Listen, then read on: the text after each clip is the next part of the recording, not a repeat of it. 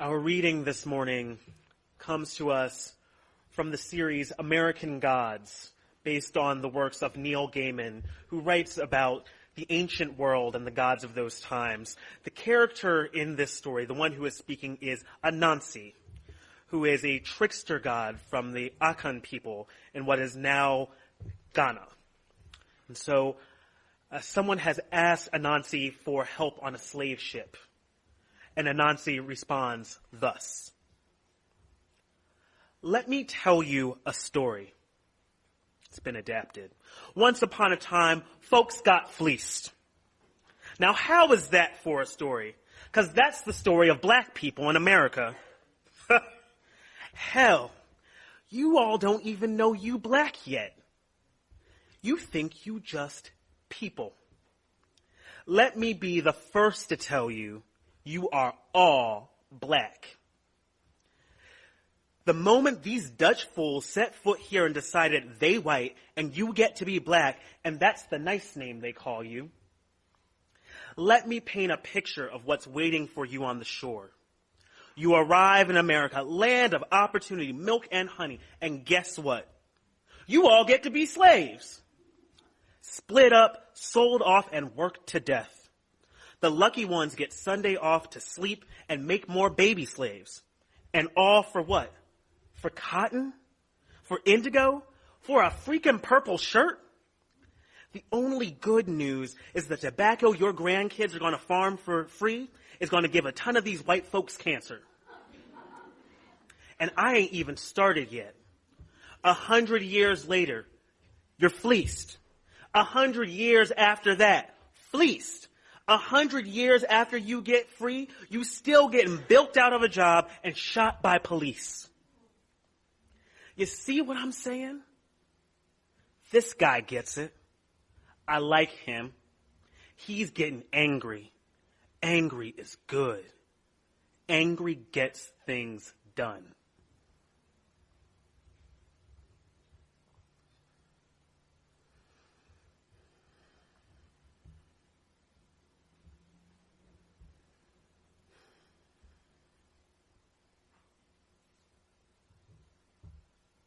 It was the end of my first semester of high school when we had a big kindergarten through 12th grade assembly to highlight the winter holidays just before we went on break.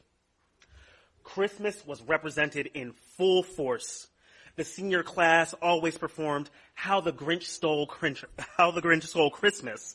Grinchmas, why not? For hundreds of onlookers. We honored Hanukkah with a few songs and an explanation. Mention of the winter solstice was conspicuously absent. And then one of the elementary classes rose and sang, in the tone and with that energy that only young children can muster when performing.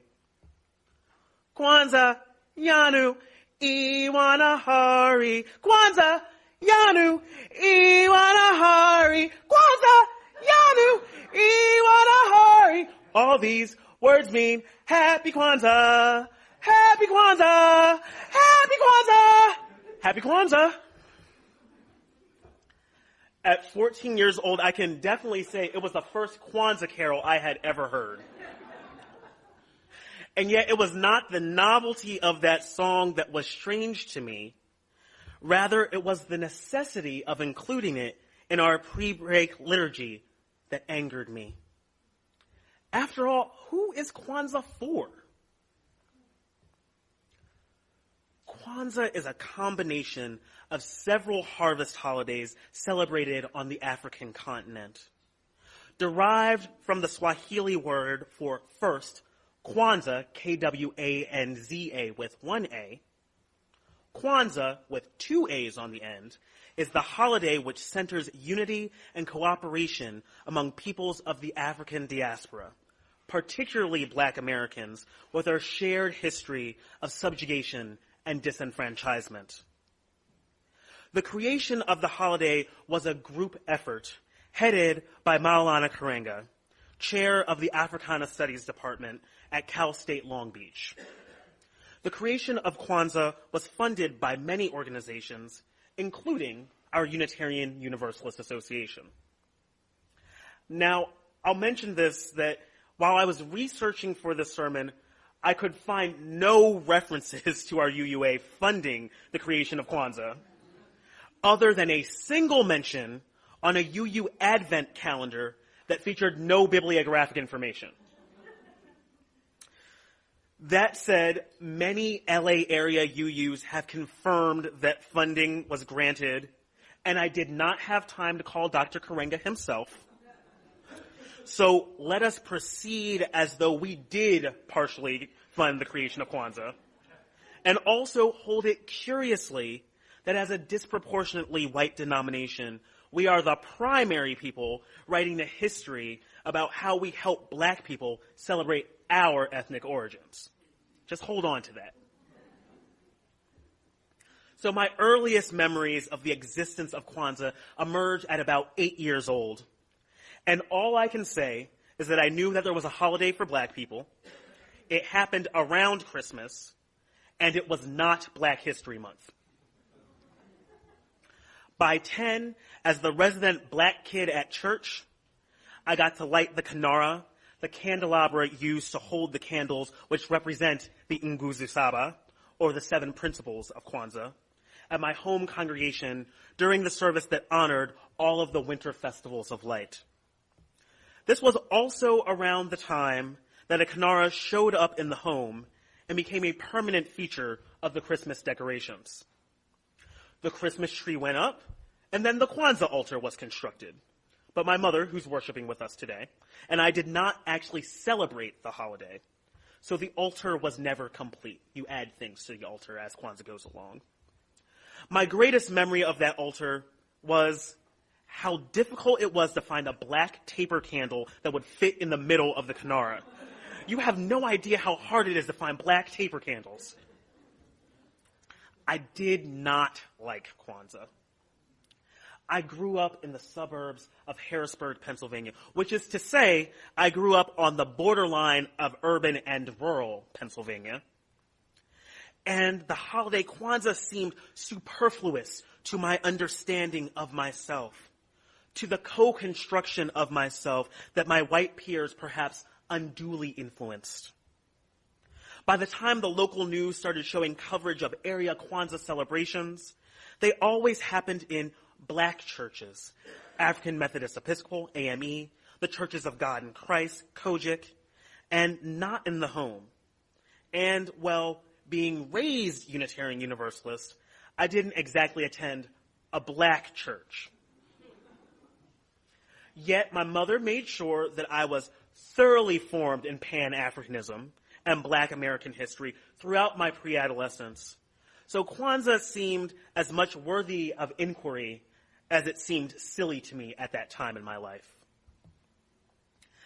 It is this same type of ambivalent inquiry that causes me to worry about the current moment of Unitarian Universalist interest in righting the wrongs that U.S. society has visited upon Black Americans in particular over the centuries, and upon various communities of color more generally for equally as long a time. I worry that we are apt to forget that identifying the right side of history to be on is an active and seldom easy conversation to have. For example, in 1965, few UU ministers responded to the Reverend Dr. Martin Luther King Jr.'s call to Selma. And of those that did respond, many were met with hostility and compromised ministries upon their return because they were viewed as too radical. Their congregations felt ashamed for not supporting them, or a combination of those two things.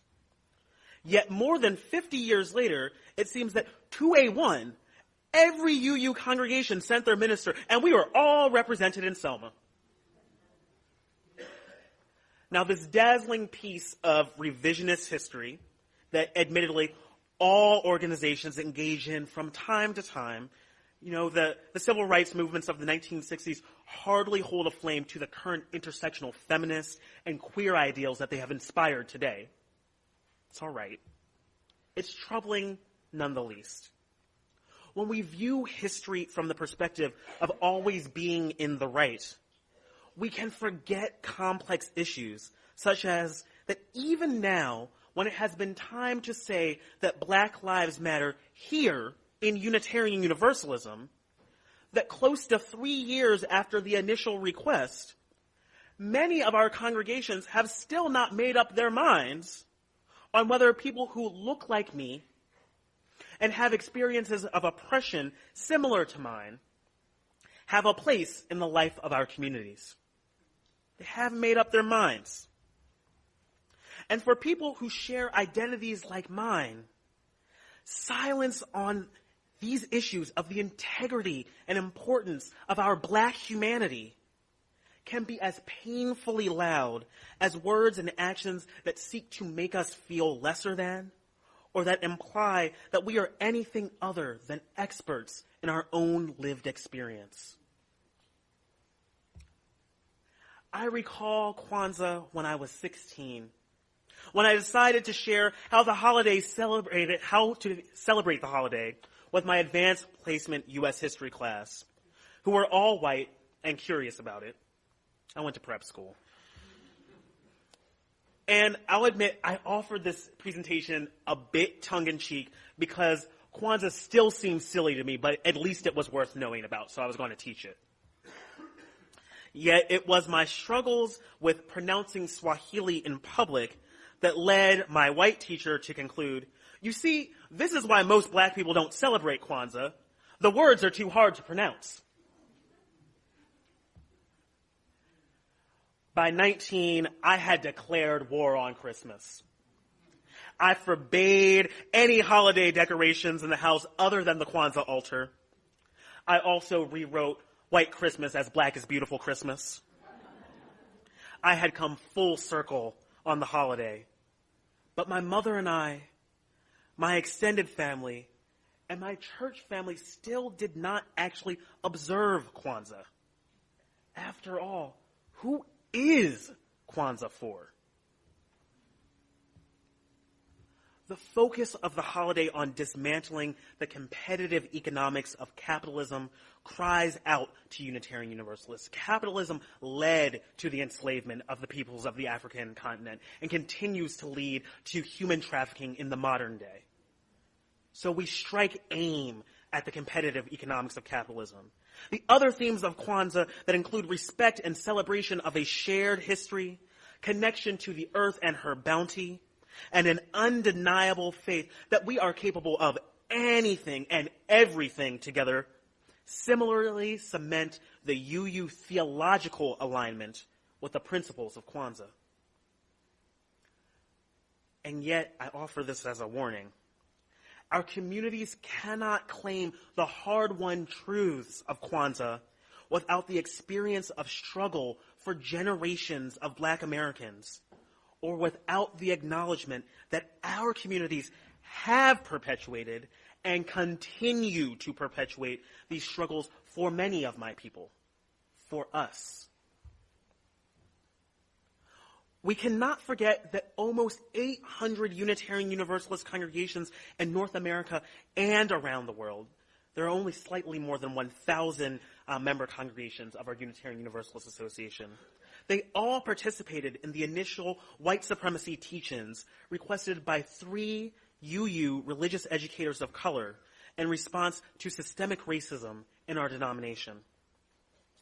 This widespread work of dismantling white supremacy notwithstanding, it remains difficult for ministers and religious professionals of color to find and maintain positions consistent with their competencies in our churches, congregations, and communities. We also cannot forget that as late as 1981, most UU leaders identified simply being Black as an issue that would cause difficulty in serving a congregation as a minister.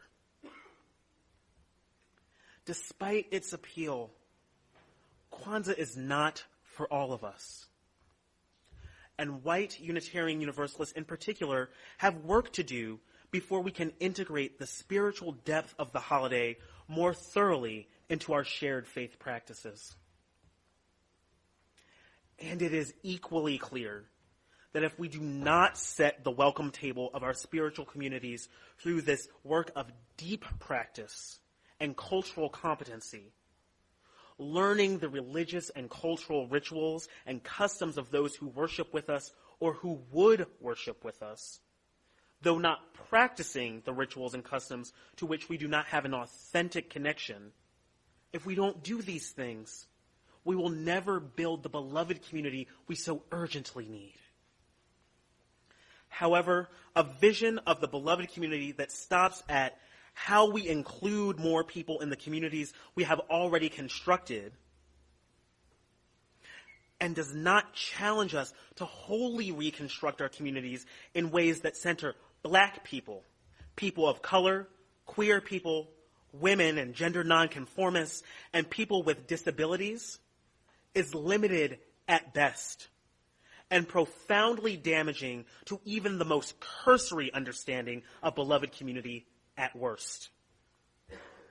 This concept of beloved community, this rallying cry that comes to us from the Christian tradition is our way of saying that a better world is possible now, and that each of us is needed to bring it about, both in our moments of glory and especially when we miss the mark. I need Unitarian Universalists to be intimately involved in building the beloved community. And for this reason, I want us as UUs to be proud in our role, proud of our role, and proud in our role in the creation of Kwanzaa. It is always a visionary moment when a disproportionately white and wealthy organization can say with clarity that what we are doing is not enough to meet the needs of everyone. That's a proud moment.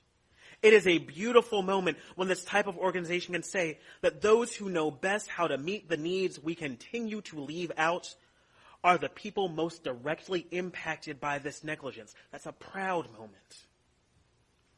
I want us to live out the principles of Kwanzaa every day in tandem with the sources of our living tradition, which ignite me to passion and fire and commitment each and every day. The Nguzo Saba are words and deeds of prophetic people, which challenge us to confront power structures of evil with justice, compassion, and the transforming power of love. That's one of our sources. I'll read it again. The Nguzo Saba are words and deeds of prophetic people, women, men, gender nonconformists, and centuries of people who have tried so hard that challenge us to confront power structures of evil with justice, compassion, and the transforming power of love. And as the new year approaches, I want us to do the work as Unitarian Universalists to merit being as joyful as we are that we funded that one great thing for Black people half a century ago. I want us to be made more whole and restored for expanding the experience of justice. And most importantly, I want us to be awe-stricken at the greatness we are capable of because of Kwanzaa. We must be a people, a spiritual community, a faith tradition that honors that great universalist belief that wholeness and reconciliation are the work of this life. We must be a community that lives out the Unitarian belief that reconciliation is necessary because there is something that connects each to all, and that knows that harm done to any of us injures all of us. Unitarian Universalists must find our various roles in Kwanzaa and be true to them, especially when that means not celebrating the holiday because it references shared histories that do not center you. As I have grown older, I have met many people who celebrate Kwanzaa. And while these folks still only number a handful of families, I can say with certainty that Kwanzaa is a meaningful and powerful holiday for them. United in our beautiful story of staccato triumph and sustained oppression, Kwanzaa reminds Black families and communities that we can be both spiritual and critical, that we can respect our elders and create new traditions, that we were whole in Africa and we need one another to be more whole in a land that can still feel foreign.